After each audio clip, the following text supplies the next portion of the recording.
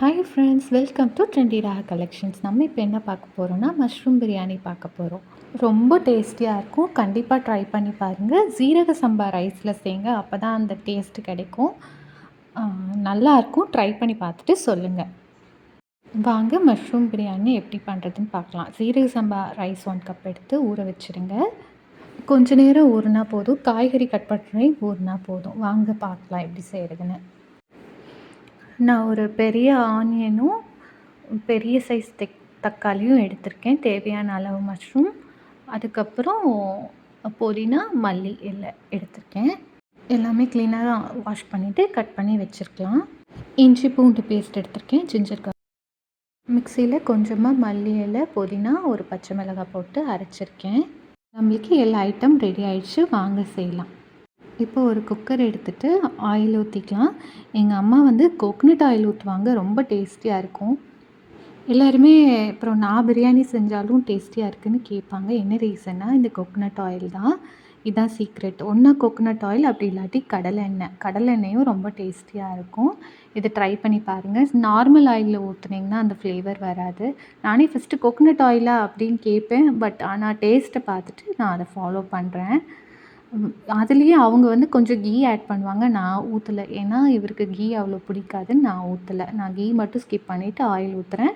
நீங்கள் எப்படி வேணுமோ அந்த மாதிரி ஊற்றிக்கோங்க. ஸோ உங்களோட ஃப்ளேவர் ஆயில் ஊற்றிக்கோங்க. ஆயில் ஊற்றினதுக்கப்புறம் பட்டை, கிராம்பு, பிரியாணி ஐட்டம்ஸ் எல்லாம் போட்டுக்கலாம். பிரிஞ்சி இலை எல்லாமே போட்டுக்கலாம். கொஞ்சமாக சோம்பு வேணுங்கிறவங்க போட்டுக்கோங்க, இல்லாட்டி ஸ்கிப் பண்ணிடுங்க. நான் போடுறேன். கொஞ்சமாக போட்டுட்டு அதிலேயே ஒரு பச்சை மிளகாய் ஆட் பண்ணிவிட்டு நம்ம இது நல்லா பொரியணும். பொரிஞ்சு வந்ததுக்கப்புறம் நம்ம வெங்காயம் கட் பண்ணி வச்சுருக்க ஆனியன் கட் பண்ணிக்கலாம். ஆனியன் கட் பண்ணிவிட்டு நல்லா வதக்கிக்கலாம். ஆனியன் கண்ணாடி பதம் வர அளவுக்கு வதக்கிக்கணும். ஆக்சுவலாக இந்த ஸ்டேஜில் எங்கள் அம்மா கீ ஆட் பண்ணுவாங்க. ஆனால் நான் இன்றைக்கி ஆட் பண்ணல. அது அவங்கக்கிட்ட சொன்ன மாதிரி என் ஹஸ்பண்ட்க்கு கீ அவ்வளோக்கா பிடிக்காது. அதனால் நான் கீ ஆட் பண்ணல. இந்த ஃப்ளேவரே ரொம்ப நல்லாயிருக்கும். அதனால் நான் இது மாதிரியே ஃபாலோ பண்ணுறேன். நீங்கள் வேணும்னா நீங்கள் இந்த அந்த ஸ்டேஜ்லேயே கீ ஆட் பண்ணிக்கோங்க. ஆனியன் போடுறதுக்கு முன்னாடியே கூட கீ ஆட் பண்ணிக்கோங்க. அதுவும் ரொம்ப நல்லாயிருக்கும். இதெல்லாம் நல்லா வதக்கிட்டு நல்லா வதக்கிக்கோங்க. கண்ணாடி பதம் அந்த ஸ்டேஜில் வரணும். அப்புறம் நான் எப்போவுமே கரம் மசாலா பவுடர் நானே அரைச்சி தான் பிரியாணிக்கு போடுவேன்.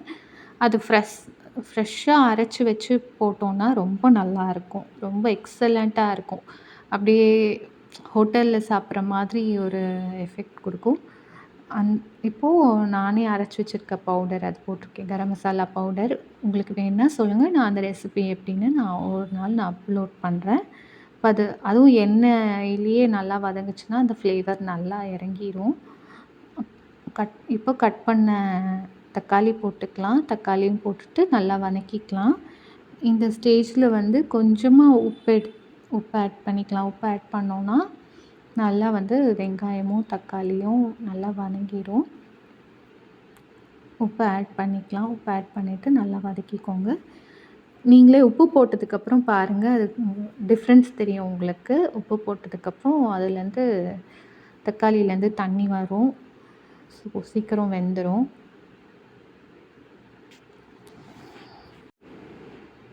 நல்லா வதங்கிடுச்சு பார்த்தீங்களா?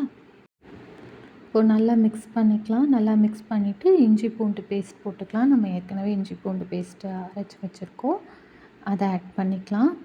அதை ஆட் பண்ணிவிட்டு நல்லா பச்சை வாசனை போகிற அளவுக்கு மிக்ஸ் பண்ணிக்கலாம். சிம்லே வச்சு பண்ணுங்கள், இல்லாட்டி அடி பிடிச்சிரும். ஏன்னா இஞ்சி பூண்டு பேஸ்ட் போட்டால் சீக்கிரமாக அடி பிடிச்சிரும். அதனால் சிம்மில் வச்சுக்கோங்க. இஞ்சி பூண்டு பேஸ்ட் போடும்போது சிம்லேயே வச்சுக்கோங்க. அதே மாதிரி அது நல்லா வதங்கியிருக்கணும், இல்லாட்டி பச்சை வாசம் வரும். இந்த ஸ்டேஜில் நம்ம அரைச்சி வச்ச புதினா, மல்லி இலை, பச்சை மிளகாய் விழுது இருக்குங்களே, அதையும் ஆட் பண்ணிக்கலாம்.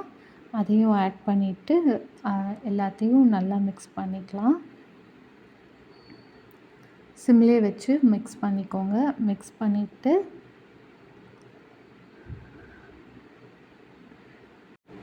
நல்லா பொறுமையாக மிக்ஸ் பண்ணுங்கள். நல்ல சிம்லேயே இதெல்லா ப்ராசஸும் இருந்ததுன்னா அந்த டேஸ்ட்டு ரொம்ப நல்லாயிருக்கும். ஹை ஃப்ளேமில் சில டிஷ்ஷஸ் நல்லாயிருக்கும். லோ ஃப்ளேமில் நிறைய டிஷ்ஷஸ் நல்லாயிருக்கும். இந்த ஸ்டேஜில் நம்ம கட் பண்ணி வச்சுருக்க மஷ்ரூம் ஆட் பண்ணிடலாம். மஷ்ரூம் ஆட் பண்ணிவிட்டு நல்லா மிக்ஸ் பண்ணிக்கோங்க. மஷ்ரூம் நல்லா வெந்து வரும். அதுலேருந்து மஷ்ரூம்லேருந்து உங்களுக்கு தண்ணி வரும். உப்பு ஆட் பண்ணிக்கோங்க லைட்டா. அப்போ தான் அந்த டேஸ்ட்டு கிடைக்கும். மஷ்ரூம் கலவை லைட்டாக ஒரு பிஞ்ச் உப்பு, ஒரு 1/4 ஸ்பூன் மிளகாத்தூள், 1 ஸ்பூன் மிளகாய் தூள் போட்டுட்டு மல்லி இலை, புதினா ஃப்ரெஷ்ஷானது போட்டுக்கலாம். நல்லா மிக்ஸ் பண்ணிக்கலாம். உங்களுக்கு காரம் எவ்வளோ தேவையோ அந்தளவு மிளகாய் தூள் ஆட் பண்ணிக்கோங்க. நான் வந்து 1 ஸ்பூன் ஆட் பண்ணியிருக்கேன். இது எல்லாமே நல்லா மிக்ஸ் பண்ணிக்கலாம். நம்ம உப்பு போட்டனால மஷ்ரூம்லேருந்து தண்ணி வரும். சீக்கிரமே மஷ்ரூம் வந்து வெந்துடும். ஸோ இதெல்லாம் பச்சை வாசம் போய் வேகட்டும். நம்ம வந்து சிம்லேயே வச்சு அப்படியே வதக்கலாம். நீங்கள் வேணும்னா நீங்கள் கரம் மசாலா தூள் அதெல்லாம் ஆட் பண்ணிக்கலாம். உங்களுக்கு எப்படி வேணுமோ அந்த மாதிரி நீங்கள் வீட்டில் அரைச்சதில்ல, வெளியே தான் வாங்கினதா இருக்குது அப்படின்னாலும் அதையும் ஆட் பண்ணிக்கலாம். அதுவும் நல்லா தான் இருக்கும். அந்த மசாலா பவுடரும் ஆட் பண்ணிவிட்டு நல்ல சிம்லேயே வச்சு மிக்ஸ் பண்ணிக்கலாம். இப்போது நல்லா பாருங்கள், நம்மளோட மஷ்ரூம் வந்து நல்லாவே வெந்துருச்சு. வெந்ததுக்கப்புறம் நம்ம தயிர் ஆட் பண்ணிக்கலாம். தயிர் ஒரு 2 ஸ்பூன் அளவுக்கு தயிர் ஆட் பண்ணிக்கலாம். நல்லா ஃப்ரெஷ்ஷான தயிராக இருந்தால் அதை ஆட் பண்ணிக்கோங்க. இல்லாட்டி புளிப்பு வந்துடும். கொஞ்சமாக ஆட் பண்ணால் போதும், நிறைய ஆட் பண்ண வேண்டாம். கொஞ்சமாக தயிர் ஆட் பண்ணிவிட்டு இப்போ நான் எடுத்திருக்க மெஷர்மெண்ட்டை அப்படியே ஃபாலோ பண்ணி பண்ணுங்கள், நல்லாயிருக்கும். இது வந்து ஒரு பெரிய டம்ளரில் இருக்க ரைஸ் எடுத்திருக்கேன், அதோட மெஷர்மெண்ட்டு. நீங்கள் இதை அப்படியே ஃபாலோ பண்ணி பண்ணுங்கள், ரொம்ப நல்லா வரும். இதுக்கப்புறம் நம்மளோட எல்லா மசாலாவும் ரெடி ஆகிடுச்சு. ரெடி ஆனதுனால நம்ம தண்ணி ஆட் பண்ணிக்கலாம். 1 டம்ளர் ஜீரக சம்பா அரிசிக்கு 2 டம்ளர் தண்ணி எடுத்திருக்கேன். இப்போ தண்ணி ஊற்றி தண்ணி நல்லா கொதிஞ்சதுக்கப்புறம் நம்ம ஊற வச்ச அரிசியை போட்டு தேவையான அளவு உப்பு ஆட் பண்ணி நல்லா மிக்ஸ் பண்ணிக்கலாம். நல்லா மிக்ஸ் ஆகி வரணும்.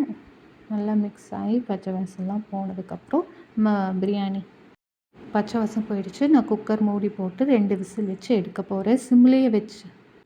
ஸோ 2 விசில் வந்ததுக்கப்புறம் அப்படியே விட்டுருங்க. அதெல்லாம் விசில் போனதுக்கப்புறம் ஓப்பன் பண்ணிக்கலாம். ஓப்பன் பண்ணால் நம்மளோட மஷ்ரூம் பிரியாணி ரெடி ஆகிடுச்சு. வாங்க சாப்பிட்லாம். இந்த வீடியோ பிடிச்சிருந்தா லைக் பண்ணுங்கள், ஷேர் பண்ணுங்கள், சப்ஸ்கிரைப் பண்ணுங்கள். தேங்க்யூ. தேங்க்ஸ் ஃபார் வாட்சிங்.